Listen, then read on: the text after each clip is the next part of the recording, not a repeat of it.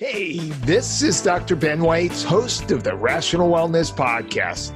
I talk to the leading health and nutrition experts and researchers in the field to bring you the latest in cutting-edge health information.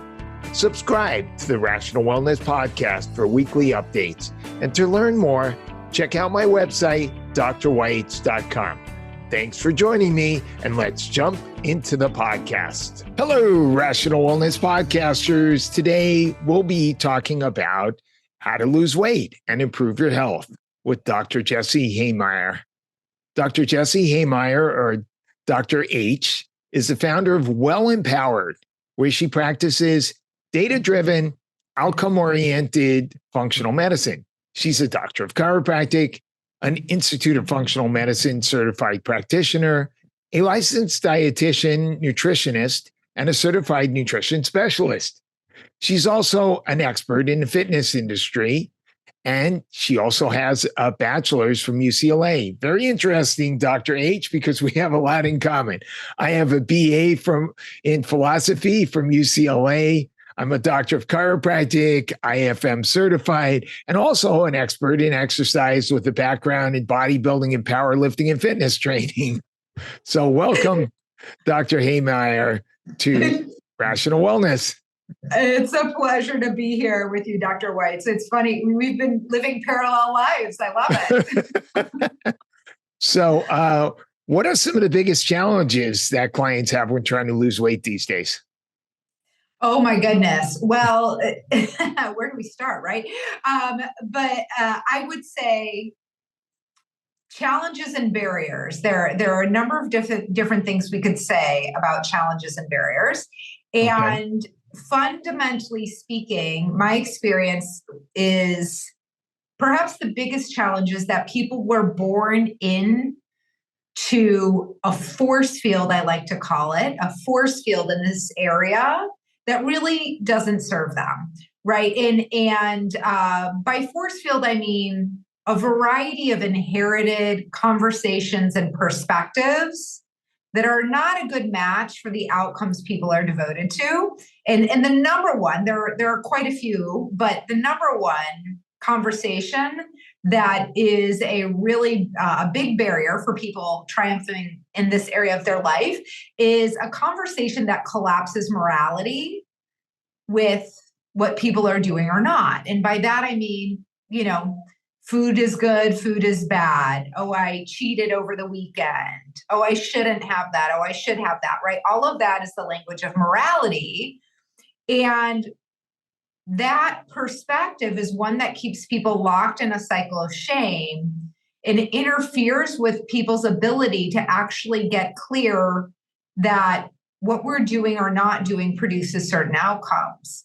How we're eating or not eating, how we're moving or not moving, how we're sleeping or not sleeping produces certain outcomes. And that's not good, bad, right, wrong. It's just true. And so if we want different outcomes, we need to get clear on what effective new actions would be. And, there's the whole world of physiological barriers that I'm sure we'll talk about together. But really in the way of challenges people encounter is that they inherited a really crummy perspective in this area of their life. They didn't even invent it. They just inherited it. So really what you're getting at is the different motivations people have for eating and what they eat. Eating and what they eat and how they even relate to food in their body and themselves.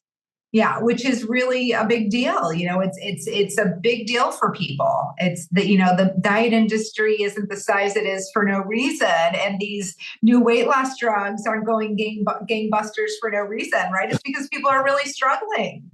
Right. Absolutely. But of course, the reality is the main reason why people aren't losing weight is not because they have an Ozempic deficiency. Right. Nor Wegovy or Mounjaro, right? Yeah. But we're out here in LA where Hollywood is, and it seems like these drugs are everywhere. Yeah, absolutely. And, listen, it's interesting. I'm sure you've done the same thing. It's like kind of fun digging into the science behind these drugs because read through their mechanisms of action, I go down the list of, oh, you know what else does that? This does.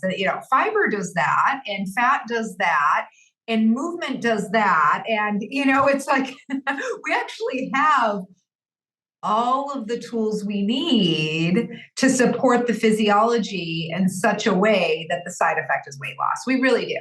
Not to mention that if you increase your fiber intake or take some berberine or take some other herbs, you're not going to risk the possibility that your entire digestive system is going to stop working properly and that you'll end up with intestinal obstruction. Your intestines will stop contracting and risk dying or having pancreatitis or gallstones or some of the other side effects that are starting to pile up now that all these people are taking these medications, which are really designed for other purposes, like to control diabetes. Yeah, absolutely. Absolutely. And I think it will be, I've been scratching my head, and I'm sure you have too, Dr. Weitz, these last months, going like, wow, it's amazing that people forget that, so far we haven't come across a medication that doesn't have unknowable unknowns, right? Like there are, in virtually every medication, many of them are so necessary and do amazing things. So I'm not here to bash every medication under the sun by any stretch of the imagination, but, there are unknowable side effects that will just very predictably will emerge over time. Like some of the ones that you're mentioning are starting to become more common, and we'll see how things play out over the course over the next decade. Yeah, we should not actually be at all surprised that the way these GLP-1 agonists work, that some of the side effects that have come out, because one of the mechanisms by which they work is by slowing gastric emptying, slowing your digestive system from working properly. So it's not a shock that people are saying, oh, my digestive system's not contracting anymore. And by the way, that's why I'm not hungry. And by the way, that's how it slows glucose uptake. And, it's a well-known mechanism how these drugs affect the GI tract, and side effects shouldn't be a shock if we understand the mechanisms how which these work. And I'm not saying that everybody who takes these drugs gets these side effects, but you have to know that if you're taking a drug that's slowing gastric emptying, slowing it a little bit too much is a possibility. Yeah, absolutely. It's happening. So anyway, let's get into weight loss apart from Ozempic. So what are some of the reasons why people can't lose weight? What are some of the barriers? Yeah, some of the barriers. So, I'm sure you get this all day long, Dr. Weitz also, but we know like the barrier everyone wants. I will say most people are kind of hopeful that it's their thyroid, right? Like they actually, feel like it would be a good thing if they found out something was going on with their thyroid. And in my experience, it's so rarely the thyroid. And I should say that even when the thyroid is playing a role, it's never just the thyroid. So if I think about physiological barriers to weight loss, absolutely, we want to make sure the thyroid is humming along and working well, or supported appropriately if it needs a little support. But even when that is true, even if the thyroid does need some support, I've yet to encounter someone where that is the only thing that needs to happen for them to arrive at a weight that they feel their best, right? And that's the bottom line. I want people arriving at a weight where they feel their best so they can be their best. And so when I start to look at other recurring physiological barriers, there are three. And the number one is impaired insulin sensitivity, which is different than like an abnormal value, right? Suboptimal insulin sensitivity is different than high insulin or lab abnormal. And, for most labs, the upper end of normal for fasting insulin is going to be 18 or 19. And we really want to see it at about 7 or less. So once that insulin, that fasting insulin starts to creep up, that's telling us that your body's receiving a message to store fuel at a higher rate. And so it's going to be real hard to lose weight. Your metabolism essentially has its foot on the brake. Right. Maybe you can talk a little more about this particular lab value, because those of us in the functional medicine world are, we understand the importance of measuring insulin and what it means, but the average person who's not gone to a functional medicine practitioner, they've never had their insulin level measured. It's not part of a standard lab panel. And these days, lab panels are very limited based on what insurance wants to cover. So they'll have their glucose measured. They may get their hemoglobin A1C measured, but rarely, if ever, will the insulin be measured. And explain why, knowing not just what your blood sugar is, but why the insulin level matters. Yeah, well, abnormal insulin sensitivity is really often the first step on the route to prediabetes or diabetes. Well, maybe you could even explain what does insulin do? Yes. And why is it important to know what your insulin level is? So insulin is a hormone that's produced by our pancreas, and it is, I think a good way of thinking about insulin is like an escort. So when we eat foods, carbohydrates in particular, and especially high sugar carbohydrates or high starch carbohydrates, high sugar being obviously sweet things, desserts, cakes, stuff like that.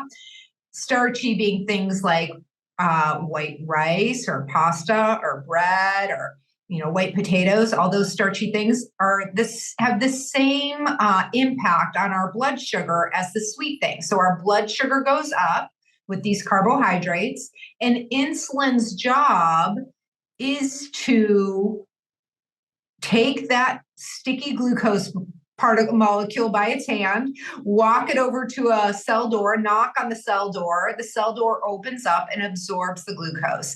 And so fundamentally what insulin is doing is making sure your blood glucose is not too high, your blood sugar is not too high. It does other things too. So when our blood sugar goes up quickly, we produce a lot of insulin because our body doesn't like it. Insulin escorts that glucose over to a cell, knocks on the cell door, the cell absorbs that glucose. And now, your blood sugar, if it's gone too high, it's probably now too low, right? So it goes from too high to too low. That's a whole other story. Yeah, the blood sugar roller coaster, it's very real. But how insulin sensitivity gets compromised over time or decreases over time is when our blood sugar is constantly spiking, when we're constantly spiking our blood sugar, and therefore we are constantly producing insulin. And I liken it to, over time, the cells lose their ability to hear the message of insulin. And it's a little bit like if I showed up at your front door, Dr. Weitz, and I started ringing your doorbell and I kept ringing it for 2 days straight. At a certain point, you'd stop hearing the doorbell, right? And that's kind of like what happens with the cells. The insulin keeps knocking, insulin keeps knocking, insulin keeps knocking. And at a certain point, the cell just becomes a little bit less responsive. Yeah. I'd like to point out that you could have two patients and they could both have a fasting glucose. Let's say they have a fasting glucose of 90, which is, slightly higher than optimal, which is maybe somewhere around 80. And one person could have an insulin of 3 or 4 or 5 or 6. And another person could have an insulin of 25. And the person who's producing a lot of insulin, what that means is not only is their blood sugar maybe a little too high, but they're having to work really hard just to keep it there.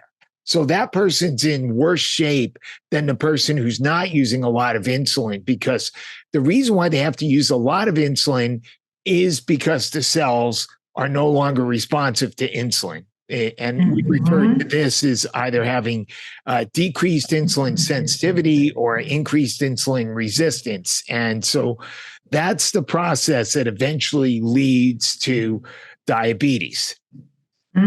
Yeah, absolutely. Absolutely. So that, again, just like we were saying, it doesn't need to be, there's a big difference between 7 and 25. And yet lab normal is, up towards that upper end of the range. So we want to see the creep. If we can catch that creep, we can start to do, interventions that make a difference, not just on those numbers and on your physiology, but ultimately translate into weight loss over time. And, right. And that's another concept that the average patient out there needs to understand. If you go to your conventional medical doctor, they're getting the labs back, whatever limited labs they do get, and there's either a red or a black. It's either normal or it's abnormal. And if it's normal, they don't pay any attention to it. And if it's red, then they might say something to you about doing something about it. But when you see a functional medicine practitioner, we don't just accept these lab values. Why don't we accept these lab values? Well, one reason why is nobody's actually sat down and said, what's the optimal level for overall health for this lab value? They're just saying, what's the range that the average American has? And sometimes these ranges are huge. Like you're talking about the range for insulin. Yeah, you can get a hormone panel done for men, and the normal range for testosterone, depending upon the lab, is somewhere around between 150 and 1,000 or 1,200, which is huge. So when you see a functional medicine doctor, we're not just looking at how do you compare it to the average American? Because that's not a good comparison. You don't want to be like the average American. You do not want to be normal. Truly. You want to be optimal. So we're looking at the optimal range. We're figuring out what part of that range is going to give you the optimal level of health. Yeah, absolutely. Absolutely. Yeah. And in that average, just to your point, don't want to be average. We're looking at everything from 18-year-olds to 90-year-olds. People who are on no medication to people who are on tons of medication, probably favored towards people who are on tons of medication, because those are the people who typically get their labs done more often. And so they're going to be disproportionately weighted in that average that's come up with to formulate that value. Right. And we're talking about the average American, and we already know that 70 to 75% of Americans are overweight. So you're already comparing yourself to a very unhealthy group of people. And one thing people might not realize is that these lab values, what's considered normal, actually changes. And during COVID, because so many people were not exercising, we're staying home, we're stressed out, we're eating more high-calorie foods, and because they were drinking a lot more, the normal lab values for a number of the labs, like, for example, UCLA, where we both went, I had a patient come in and I looked at her liver enzymes based on her UCLA lab panel, and her AST, it said it was 65, and they said that was normal because yes, it used to be 40 was normal, but now it's 70 because so many people got higher liver enzymes that we just changed to normal.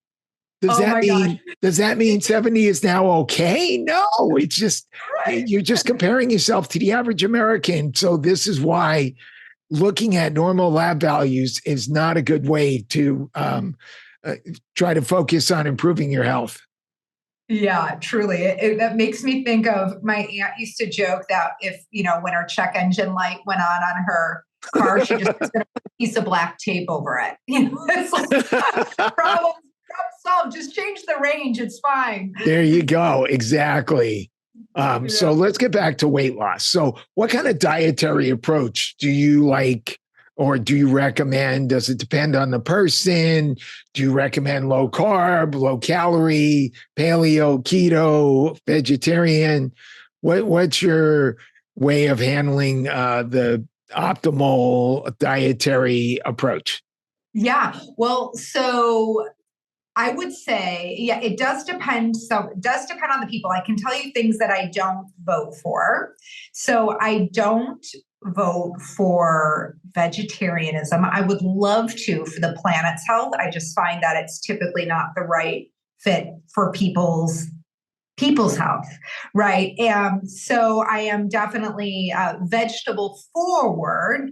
And another way I would say that is nutrient density being a focus, right?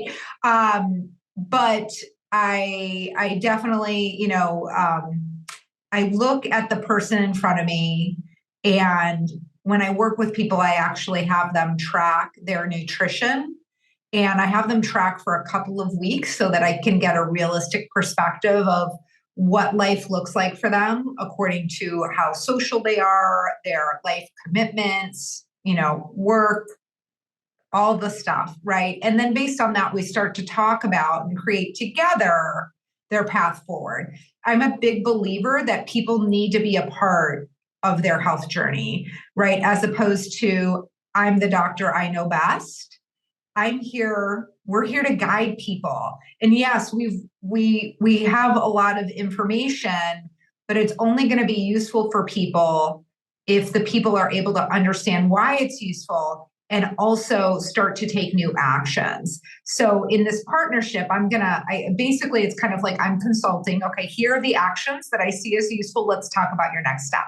So a few other things that I'm not an advocate for. I don't advocate for changes that can only be maintained short term, unless we're specifically, let's just say we're doing almost like a microbiome remodel, right? Let's say part of their work is we need to remodel their microbiome because inflammation's super high, and we find out for that person that their microbiome is playing a major role in the inflammatory process, which, by the way, if insulin's number one in the way of barriers to weight loss, inflammation's, right up there with it. I don't know that it's necessarily number two. It might be number one on some person and number two on the other. But it's just to say addressing inflammation is really important, and we can measure it. We can measure it in blood labs. We can measure it in the microbiome. So if we find out that inflammation is coming from the microbiome and we want to make some short-term dietary changes as we address that, that would be appropriate. But otherwise, specifically as it pertains to weight loss, when someone says to me, what do you think about intermittent fasting? I have a few questions for them. One question I have is it something you think you can do forever? And if the answer is no, then it's not a solution in my eyes, right? If it's not a sustainable action, it's not going to sustain outcomes. So it's not a sustainable solution. And another question I ask people is, does it feel like punishment to you? Right. And a lot of people who I work with are coming to this with a history of a complicated relationship with food in their body. Maybe they've never been formally diagnosed with an eating disorder, but a lot of people have at least engaged in disordered eating, right? Eating that's born of self-aggression, we could say. So with that, if that feels like punishment, if intermittent fasting feels like punishment, it's also something that I'm not going to vote for. So, two things. Yeah, unfortunately, vegetarianism is not something I typically vote for, and nor is anything that can't be maintained long-term.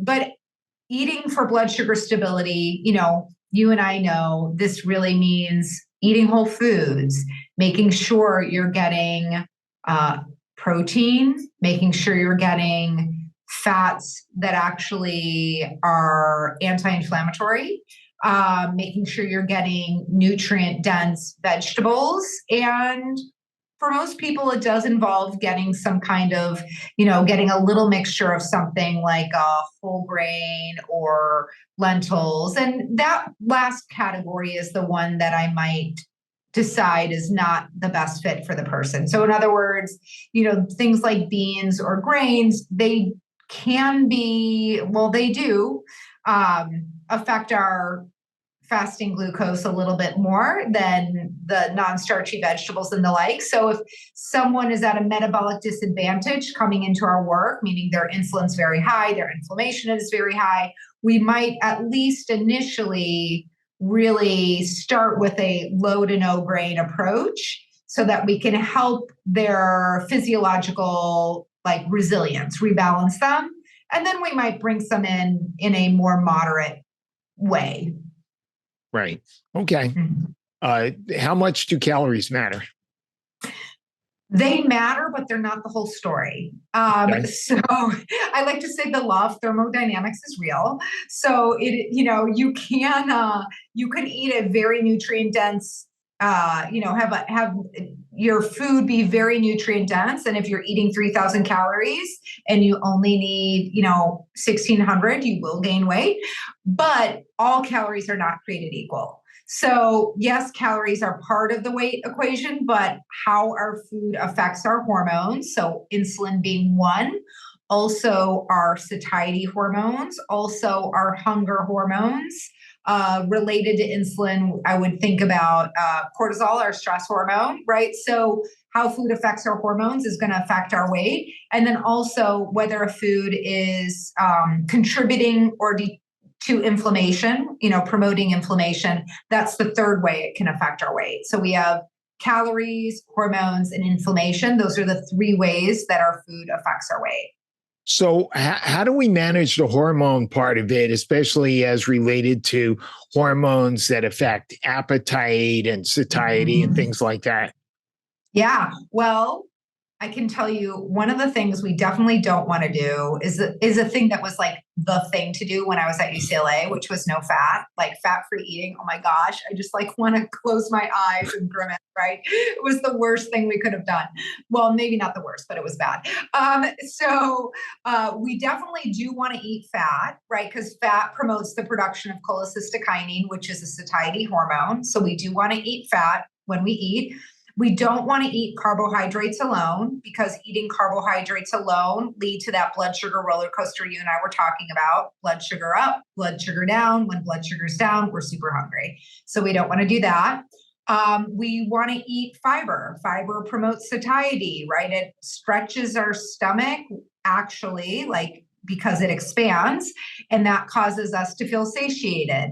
We want to make sure, we want to make sure we're chewing our food sufficiently, but guess what? If you're eating whole foods, it's really hard not to chew your food. So it's kind of like becomes a side effect of eating whole foods is making sure you're chewing enough. And yeah, there are things that can be said about, digestive enzymes, making sure you have sufficient HCl or stomach acid does play a role in satiety as well.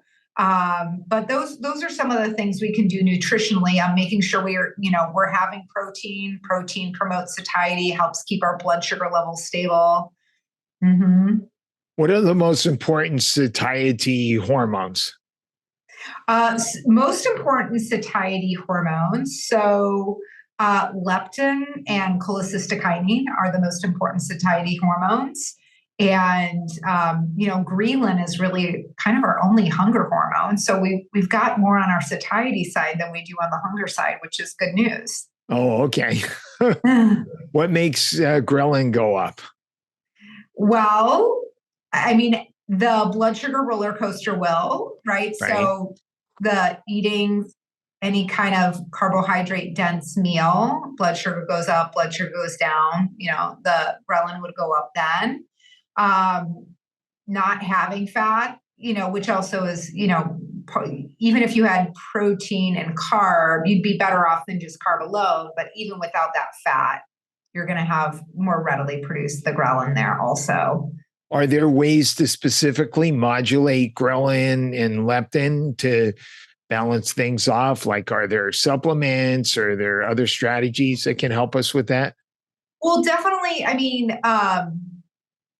anything that affects our hormone receptors would be useful. So our omega-3 fatty acids, I think about that with helping our hormone receptors. That just means, for the people listening, for any hormone to be effective, we need to produce the hormone and we need to receive the message of the hormone. It's like a ball and a mitt. And so those omega-3 fatty acids work on the mitt side. It's like they make that mitt really sticky. So that's useful. Magnesium would be something that would be useful to that end. I mean, berberine does such an amazing job with insulin, and I honestly, I haven't studied its impact on leptin, but I have to believe there's something there. Do you know anything about that? Have you looked at that at all? Berberine has a lot of positive benefits, and I'm not Yeah. sure exactly how it affects leptin, but I do think it can play a role in appetite to some extent. There's even been some data showing that it may have some benefits similar to the way these drugs like Ozempic work. I don't think it's really anywhere near as effective, but I know one of the manufacturers told me at some point, hey, I'm sorry, we're totally out of berberine right now because somebody started putting some articles on social media claiming that berberine is a natural Ozempic, and we're totally sold out.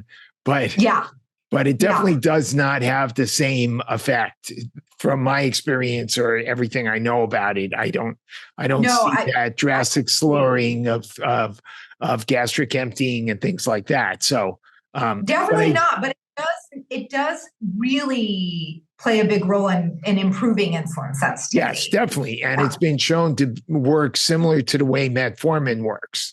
And metformin, as we know, is, the number one selling diabetic drug. And I also take berberine as a longevity supplement because of its benefits. And some people take metformin off-label as a longevity drug because we know that modulating insulin resistance, keeping your blood glucose in optimal range is going to decrease your risk of so many chronic diseases, including cancer. Yeah, absolutely. So what are some of the other top nutritional supplements that can help in a weight loss program?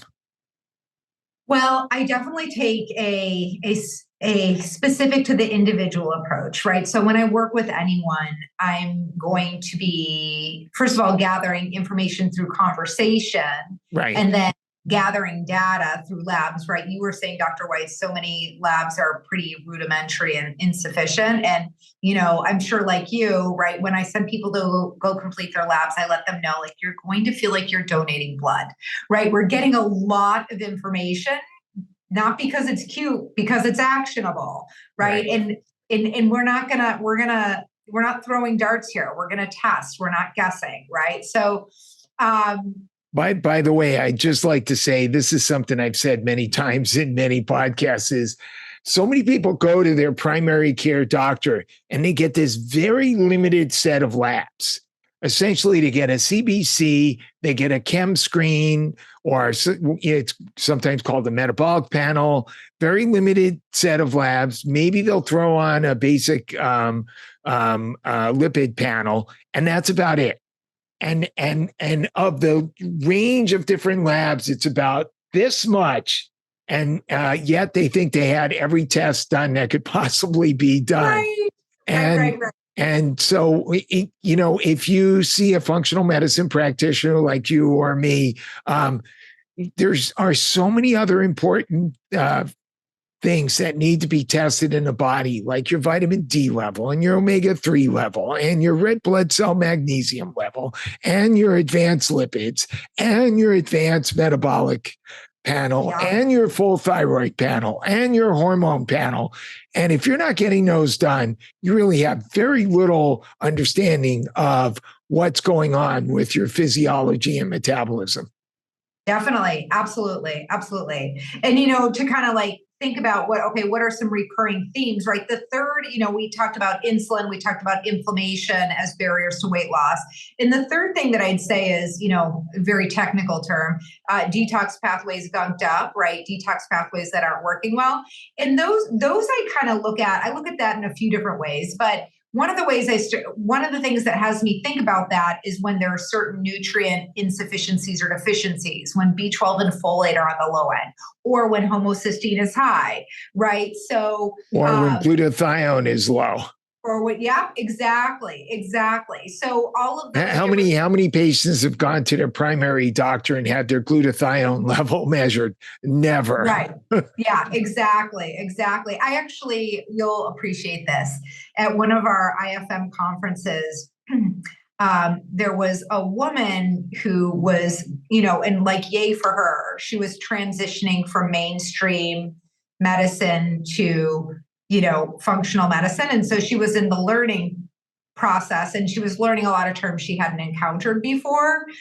And she said something and she's like, glutathione shouldn't be taken if someone's had cancer. It can be a problem. And I was like, what?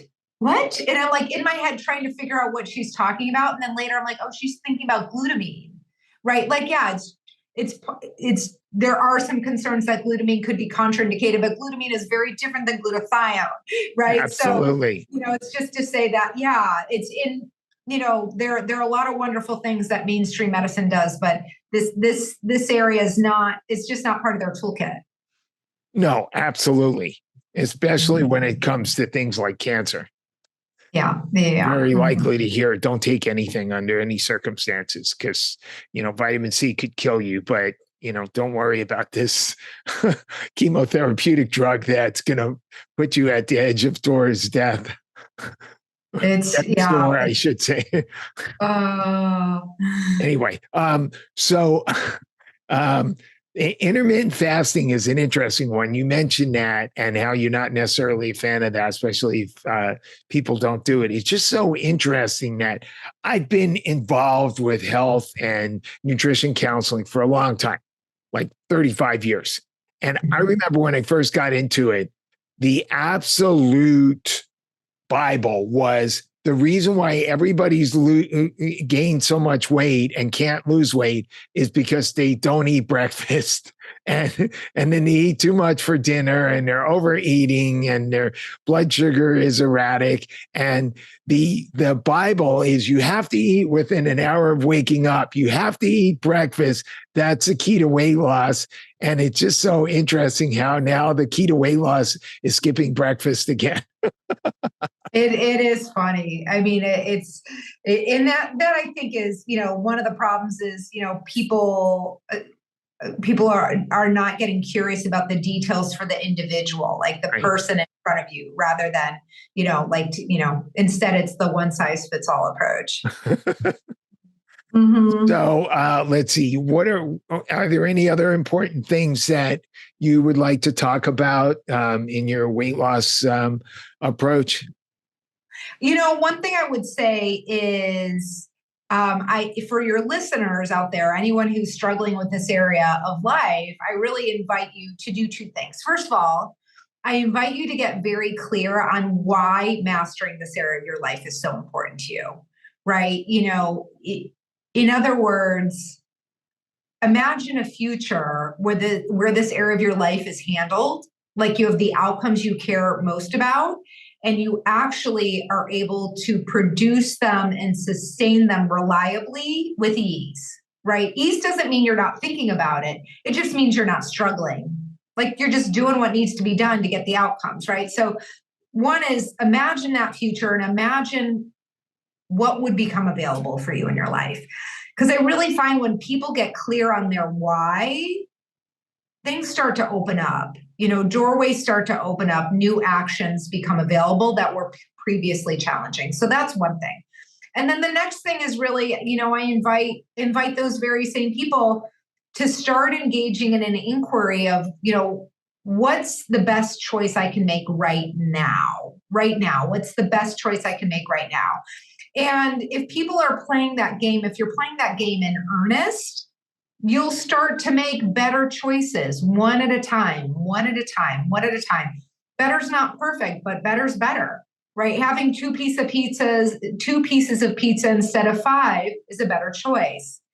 Having 2 glasses of wine instead of a bottle is a better choice, right? So we'll vote for a better choice all day long over the inherited all or nothing perspective. Something else that strikes me is some of us in the functional medicine world have seen quite a number of patients with the aftermath of COVID, what we call long COVID. And I wonder about the aftermath of Ozempic, and all these patients who've been taking Ozempic for the last 6 months or a year, and now they finally have to get off, and now their weight loss, their weight is going to skyrocket because they no longer have this artificial appetite suppressant. And we're going to have a huge number of patients post Ozempic who are now going to have to actually learn how to eat properly and exercise and figure out how to manage all these factors that control their weight. Yeah. And I think you're onto something there, Dr. Weitz, too, because, it'll be interesting to see what their microbiomes look like, right? Because, they're to your, maybe we should term it post-Ozempic syndrome, POS. Oh my gosh, truly. I think that's a good one. That has legs. I think we got to do a paper on post-Ozempic syndrome. Yes. We can invite, create a study of, 30 volunteers. All right. So final thoughts for our listeners, Dr. H? So final thoughts are, this area of life is masterable. And like any area of life that you've mastered, it's going to require a few things, right? It's going to require information, right? Knowing where your body is and where your physiological barriers are to weight loss, as well as what actions are required to remove those physiological barriers, right? It's going to require information. It's also going to require inspiration, which is different than motivation. Motivation is momentary. Motivation is the whole 30, yay, let's do this, right? But inspiration this is something you can cultivate and practice. And to me, that's really why getting clear on your why is so important. That's where inspiration lies. And then the third thing to master anything any of us need is really being strategic, right? How am I going to take this information and turn it into actions in my life in a way that works for me? So information, inspiration, strategy. Fundamentally, these are the three elements that are required to master anything. And this area of life is masterable. Great. So how can listeners and viewers get a hold of you, find out how they can work with you, or sign up for some of you have some courses available as well? Exactly. I have both courses and one-on-one, and you can find me at wellempowered.com. Feel free to schedule a complimentary 30-minute Zoom consult to explore working together. And then if you're on social media, you can find me at wellempowered on Instagram. That's great. Thank you so much, Dr. Hehmeyer. Thank you so much, Dr. Weitz. I wonder, in this parallel life we're living, we'll have to talk about where we're going to go next. POS, post-Ozempic syndrome. I think that could be something.